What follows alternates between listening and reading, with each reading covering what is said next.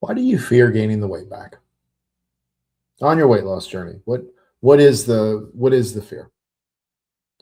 Is it about the weight, or is it a fear that you're going to be the type of person, or maybe even in your mind, the person that you were before, and you're scared that that is truly who you are? Now, on the surface, not wanting to gain the weight back sounds really straightforward and really obvious and really simple, right? I don't want to gain the weight back. I don't want to go back to who I used to be. I'm not that person anymore. I want to be that person. But here's the thing, you are that person. You're the same person. You're always going to be the same person, regardless of how successful you are, regardless of how far you fall back. Whatever happens, you're the same person. You're just at different stages.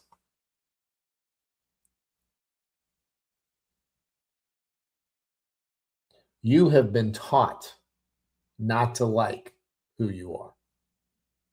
Now, whether that is by the industries, the fitness and weight loss industry, the beauty industry, basically any industry that benefits off you not liking who and what you see in the mirror. Whether that's from people that have told you this throughout your life, that version of you needed to change to improve. You are the same person underneath, deep down. You are the same person. So while the fear is, I don't want to be that person again, depending on how you choose to look at it, acknowledging and appreciating that you are the same person. You just have evolved. You've leveled up. You're like a character in a video game.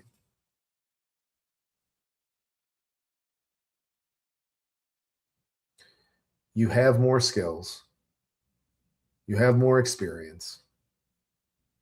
What this honestly comes down to is you don't trust yourself that you're any different than how you felt. Notice how you felt all that time ago, years ago, maybe even decades ago. You don't want to fall back. And you think that you think that the act of changing something about yourself, in this case, we're talking about losing weight or changing your body comp, changing what you see in the mirror, is going to make you finally like who you see. That it's finally going to be enough for you to appreciate and love who you see. You have been enough to appreciate and be loved by you from the very beginning.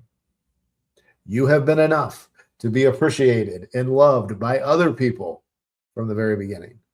The unfortunate thing is you have probably encountered a lot of people that weren't at an emotional maturity stand from weren't at a level of emotional maturity that actually told you that. And that stuff really sticks with us. But when it's stuff that we've heard for much of our life, it's pretty deep, right? It's in there pretty deep. So how do we handle this fear of regain? We make this not about the appearance. See, the key to really appreciating who and what you see in the mirror, was what we talk about here when we're talking about body image, is to go deeper than body. I think so much of what we don't like about ourselves physically is because we don't like who we are underneath. And I say this to you as somebody with a physical disability that impacts the vast majority of my body.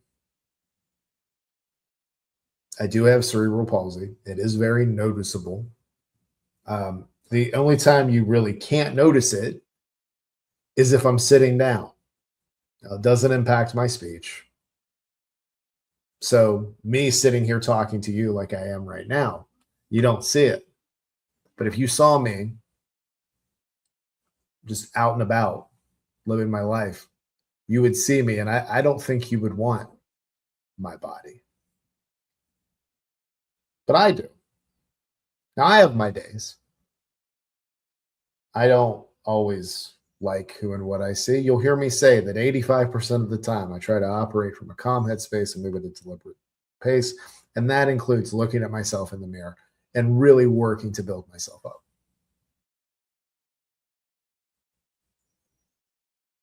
But it's not 100%. And the reason I call out the specifics of the 85% is so that I give myself that other 15 is leeway. When my thoughts, because I again, I didn't like who and what I saw in the mirror for the longest time. I wish I could have been anybody different. I have been able to appreciate and get to the point where I love myself inside and out, but I still have those old thoughts, and you will too. But if you're worried about going back, weight gain is something to talk about, and be where you were before. You're always going to be who you were before. You're just better now. You have more experience. You're evolved. That's probably a better way of saying it. Not that you're better, that you're evolved. You've matured. Now, just because you've matured doesn't mean that you're not going to have these thoughts from way, way, way back, probably back into childhood, that try to pull you back. That will pull you back. And when that happens, you work to bring yourself back to center and start working to appreciate who and what you say. But your identity is, you are who you want to be. Now listen, a lot of people put stuff on us, labels, make comments, say things, and we collect it all. But ultimately, if you think about it, we choose how we see ourselves. We choose how we carry ourselves. Much of what other people say about us has to do with how they view themselves. You know that. And I'll tell you, if you carry yourself in a very assured, confident manner, there's going to be people that have issues with that. That is not your issue, though. That is them.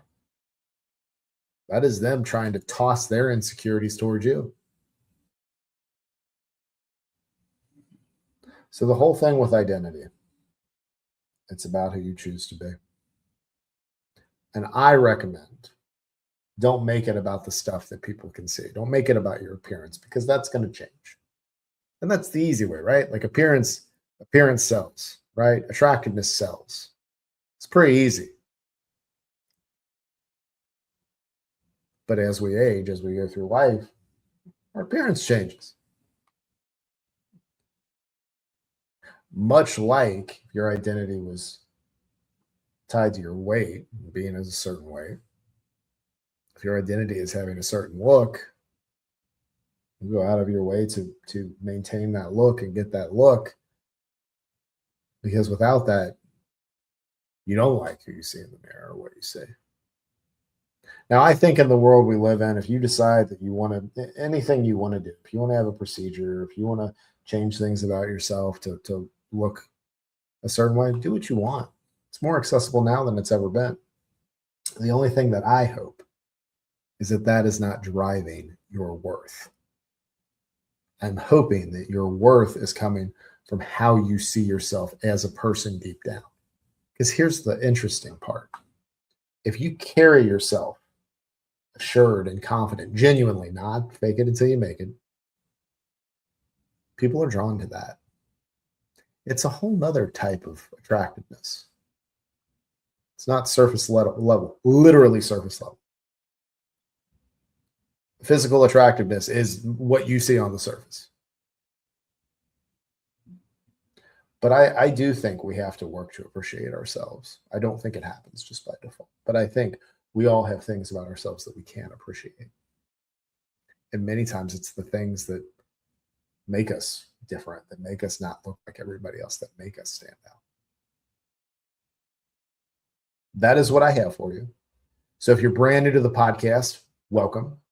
If you like what you've heard, please go ahead and subscribe. And once you've done that, please rate and review, and then share the episode with anyone you think that might want to listen. If you're watching the video on YouTube, you're brand new, welcome. If you like what you're watching, please go ahead and subscribe. And then, of course, once you've done that, please share the video with someone that you think would benefit from seeing this. This is the entire approach to your level fitness. It's an inside out approach. It's connecting with who you are on the inside and living outwardly. Check out the links in the show notes in the description. You can get connected to all the resources to do this stuff on your own. You can also, you really want to be confident, you can pick up something from the Confidence Collection. I have on the Confident Always and Forever shirt. And when I wear these AF things, these are things. So the AFs are confidence, confident, consistency, and resilience. And these are things that really can't be taken away from you. These are things that you actually can cultivate as skills and beliefs within yourself. Confidence is a choice, and then you reinforce it. Genuine confidence is a choice, and then you reinforce it. And it's the belief that you will figure out everything that you need to figure out. Doesn't mean you fake it until you make it. It just means that you know, hey, whatever life throws at me, because there'll be a ton of obstacles, I can handle it.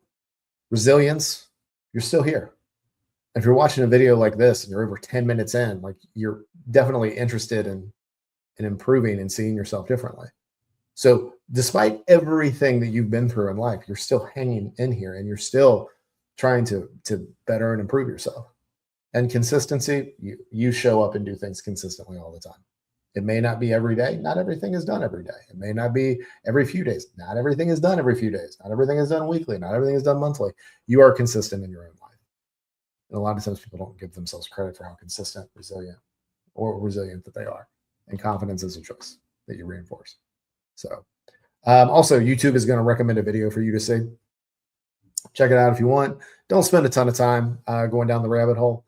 Really work to be connected with yourself. Live your life. Do your thing, because time is really fast. So that's what I have for you. So thank you, as always, for listening and watching. And I'll talk to you again real soon.